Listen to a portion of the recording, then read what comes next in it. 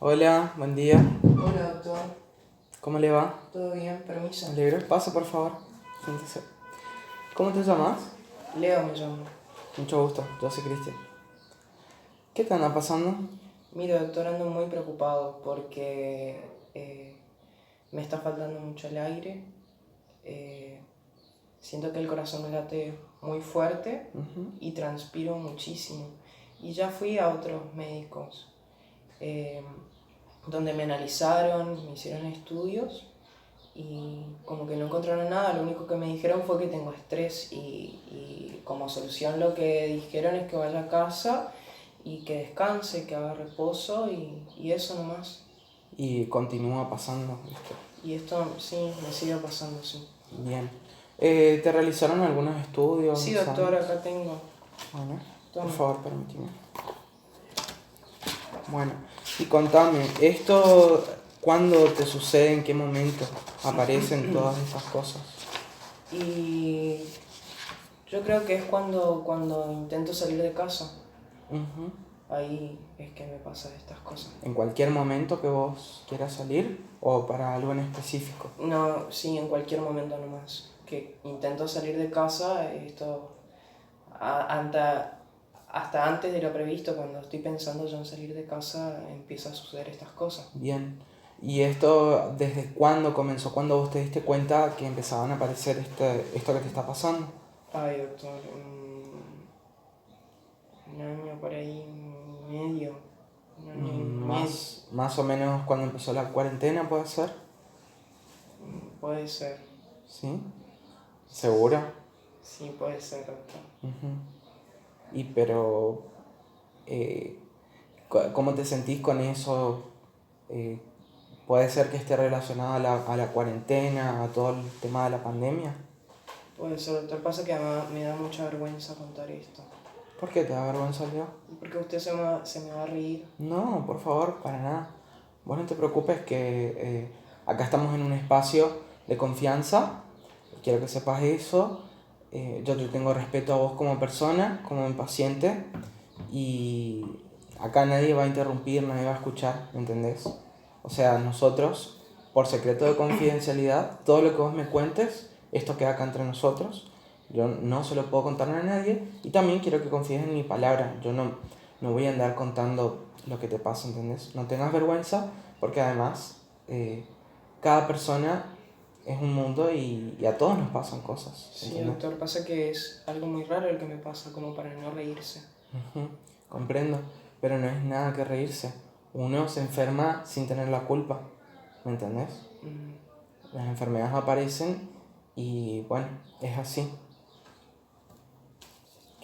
Bueno, ¿y esto le sucedió a algún familiar tuyo o te pasó algo similar hace tiempo, antes, incluso desde niño?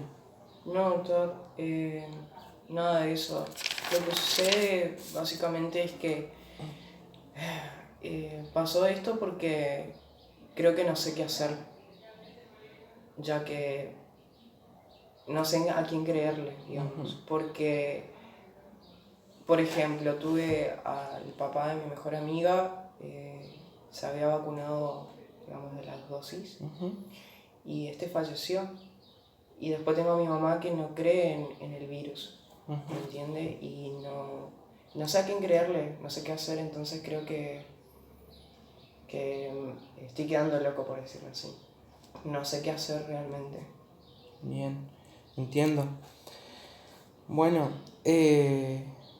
ahora quiero saber si vos vivís con alguien, alguien que te esté ayudando, que No, no, sepa no, de no. esto que te está pasando. No, vivo sola nomás. Ujú. ¿Y alguien sabe que te está pasando? No, nadie. ¿Por qué no saben? Y ¿Tenés porque vergüenza? primero que tengo vergüenza y esto que me está pasando evita también que me junte con gente. Yo más o menos ni siquiera visito a mi mamá, a mis amigos no los veo hace un montón. Ajá. Y bueno, nada, como trabajo, yo trabajo como secretario y el tema es que ahora se va a volver a presencialidad y eso también me está preocupando porque es una presión entre lo que tengo que salir sí o sí de casa y poder trabajar afuera y siento que no lo voy a lograr. Claro. Por eso entonces vos viniste a buscar ayuda acá. Sí, más que nada fue la presión de lo mismo, porque tengo que volver sí al trabajo y no puedo hacerlo. Comprendo. Y mi mamá me está presionando mucho para venir porque me dice cómo puedo tener miedo de algo que no existe, ya que ella no cree. Comprendo. Y no quiere tampoco que me vacune porque dice que me va a hacer mal la vacuna, ya que no sabemos qué tiene adentro, entonces estoy en esa posición de no saber realmente qué hacer y estoy muy preocupado por lo que me está sucediendo. Ahí está. Bueno, lo que pasa acá primero es una mezcla de informaciones, algo que te generó miedo, confusión, y a partir de eso puede ser que se desarrolló esta enfermedad. Entonces, lo que yo voy a hacer primero es explicarte qué es lo que te está pasando. Después vamos a hablar sobre cómo podemos solucionarlo en conjunto. Y después, si querés, puedo brindarte un poco de información con respecto a lo que te está causando miedo y confusión, justamente que sería el tema del COVID y las vacunas. Bueno, lo que a vos te sucede es una enfermedad que se llama trastorno de pánico. Es una enfermedad del tipo de trastornos de ansiedad. Lo que pasa en eso es que vos de repente o de golpe sentís como una sensación de miedo o de peligro, que vendría a ser cuando vos querés salir de tu casa hacia algún lugar. ¿Es así? Sí, creo que es eso. Sí. Bueno, y en esta enfermedad, al sentir esa sensación de peligro, el cuerpo comienza a reaccionar con un ataque de pánico donde vos presentás los síntomas que vendrían a ser o todas estas manifestaciones que serían que se te aumentan los latidos del corazón, que te falta respirar, que transpirás, también puedes sentir una sensación de calor, te puede doler la panza y demás. Lo que vos tenés que saber es que es una enfermedad, es algo que te está pasando, no es nada inventado ni nada para minimizar. Pero doctor, no tengo ni un daño ni nada. Tengo No nada importa. visible. Acá lo que está pasando es todo el miedo empieza a afectarte mental y emocionalmente. Entonces, con el correr del tiempo, si eso no se va tratando, no se libera, si vos no le contás a nadie, no descargas tus emociones, te empieza a repercutir en la parte física. Entonces empezás con todo eso que te va apareciendo. Y es algo normal, es más, a muchas personas le empezó a suceder con todo esto, porque como seres humanos, nosotros tendemos a tenerle miedo a lo desconocido. ¿Comprendes todo lo que te estoy diciendo? Sí, doctor, comprendo, pero el tema es que yo tengo solución o no, porque como ya le dije, me atendí con médico y ni siquiera me medicaron. Realmente no sé más qué hacer. Bueno, vos quedate tranquilo que esto sí tiene solución. Lleva un poco de tiempo, pero se va a llegar a resolver todo esto, ¿sí? Lo que vamos a hacer es trabajar en equipo. Yo te voy a pasar a tu WhatsApp el número de una terapeuta para que vos pidas turno y vas a iniciar a hacer psicoterapia. La psicoterapia va a consistir en que vos es otro espacio privado también, donde vos podés hablar con ella todo lo que vos quieras, referido a lo que te está pasando y poder liberar, ¿entendés? Yo te sugiero que vos también puedas hacerlo en algún momento cuando vos te sientas cómodo y tranquilo de hacerlo, que lo expulses, o sea, me refiero a que se lo cuentes a tus familiares o a tus amigos, a alguien, porque tu cuerpo está hablando por vos, ¿entendés? Con todo lo que te está pasando. Y a través de la psicoterapia, esto también te va a ayudar a hacer eso. Ella te va a enseñar a cómo identificar los ataques de pánico y cómo poder controlarlos para que así continúes con tu vida normal y puedas ir a trabajar, puedas salir al supermercado, siempre, obviamente, estamos en un contexto de pandemia y cada cosa tiene sus protocolos para poder realizarlo, pero sí es seguro que vos puedas salir, ¿me entendés? Siempre con los cuidados, pero se puede. Comprendo. Está. Una alternativa complementaria es el uso de medicamentos. Yo prefiero no recetar medicamentos porque considero que la psicoterapia es muy buena. No sé si vos escuchaste alguna vez sobre esto o algún familiar. No, doctor, a mi mamá le hicieron y llegó a hacer, digamos, una cita con eso, digamos. Y ella lo hizo porque estaba depresiva y realmente le funcionó por lo que entiendo yo, porque no llegó a necesitar medicamentos. Perfecto, bueno, está entonces. Entonces, Vamos a hacer eso y en el caso que vos necesites un medicamento porque empieces a sufrir ataques de pánico y no puedas ir a la consulta con la psicoterapeuta, dependiendo de si ella lo va a hacer virtual o presencial, vos me avisás, yo te voy a recetar el medicamento y algún amigo va a venir a buscar la receta para llevarte el medicamento, ¿sí? comprendo. Bueno. Está bien. Otra sugerencia que te hago es que salgas a caminar. Siendo realista, no te puedo pedir que vayas a hacer ejercicio o algún deporte donde estés con mucha gente, pero lo que puedes hacer es salir a caminar en un espacio y en una hora donde haya poca gente, y eso te va a ayudar a bajar la ansiedad, bajar el estrés y te va a mejorar el estado de ánimo. Eso es muy productivo, ¿sabes? Ok. Bueno, estamos entonces con respecto a la información sobre el COVID, las vacunas. Yo te las voy a mandar por WhatsApp porque ahora yo tengo muchos más pacientes que atender y eso es una charla larga.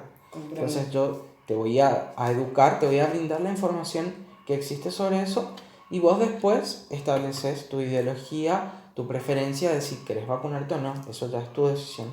Pero te voy a enseñar toda la información que hay sobre eso, ¿sí? Y cualquier duda que vos tengas me la dejas en el WhatsApp. A cualquier hora, yo en el momento que pueda te la respondo, ¿sí? Ok. Estamos. Bueno, eso es todo.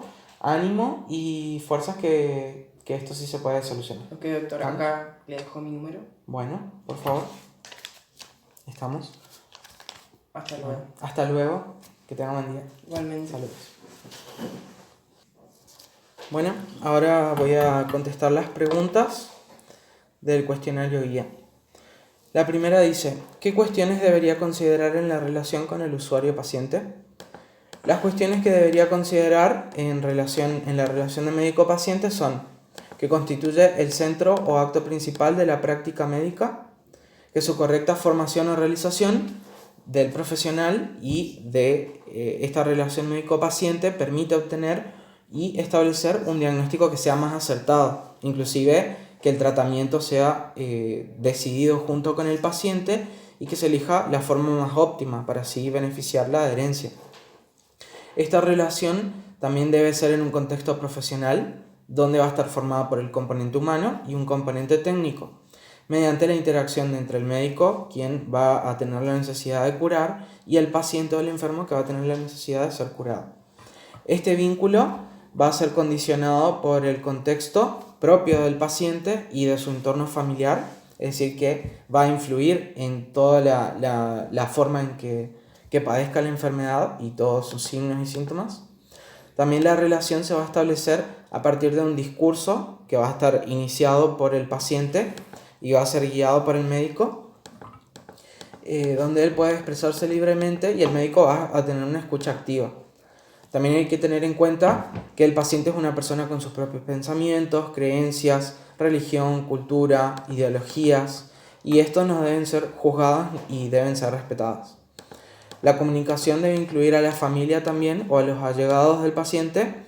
En el caso que el paciente lo acepte, no podemos presionarlos a que intervengan, pero sí es muy recomendado debido a que estas personas pueden influir en forma positiva o negativa dependiendo del caso, en cuanto a las ideas de la persona y en cuanto a su estado de salud.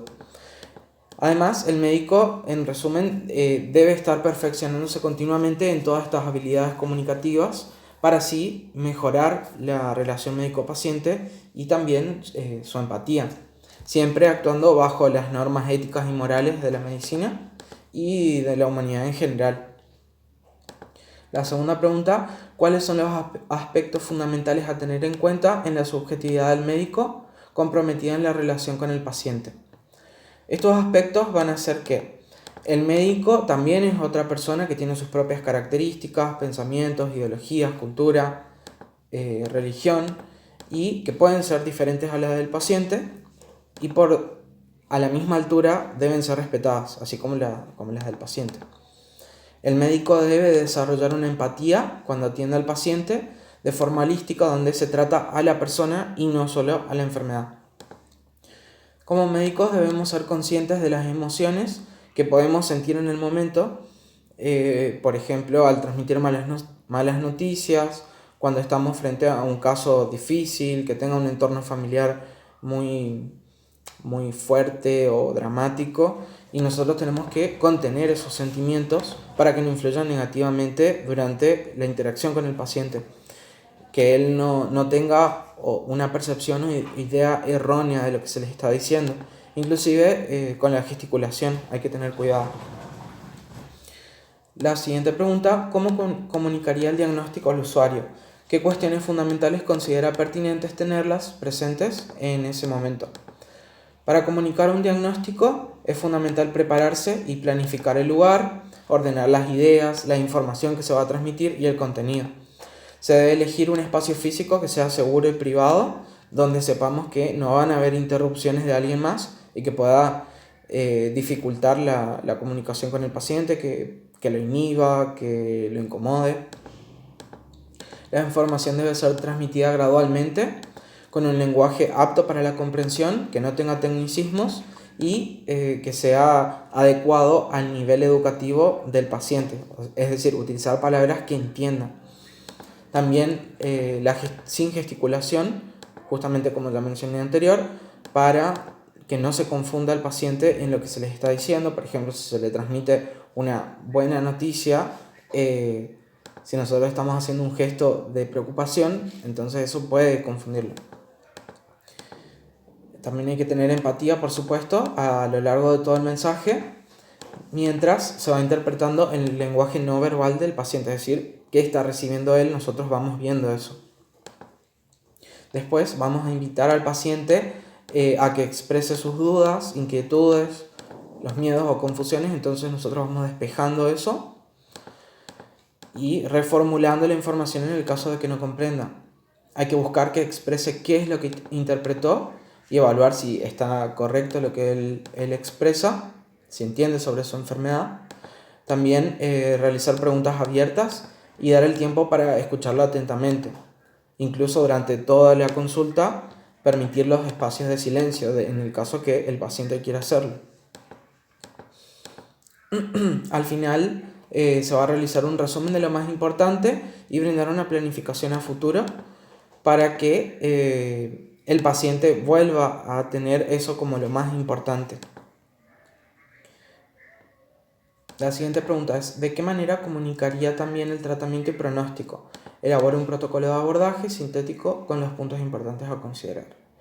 Para comunicar el tratamiento y el diagnóstico lo haría de la misma manera que expliqué para el punto anterior, lo que corresponde al protocolo de abordaje. En resumen, también se va a recalcar que es muy importante la empatía, teniendo en cuenta la forma en que se transmite la información, el espacio que sea adecuado. Se debe transmitir confianza al paciente al mismo tiempo que se brinda apoyo, tanto para él como para su familia o los allegados. Hay que buscar reducir la angustia y las dudas del paciente, y para cualquier caso siempre se debe respetar la confidencialidad, principalmente en las situaciones de malas noticias donde generalmente la persona no quiere que se sepa, que nadie, ni siquiera un familiar. Entonces nosotros obviamente podemos sugerir que esto lo cuente a alguien, pero no se lo puede obligar ni presionar para que lo haga. Eso depende exclusivamente de su decisión. Bien, eso es todo. Saludos.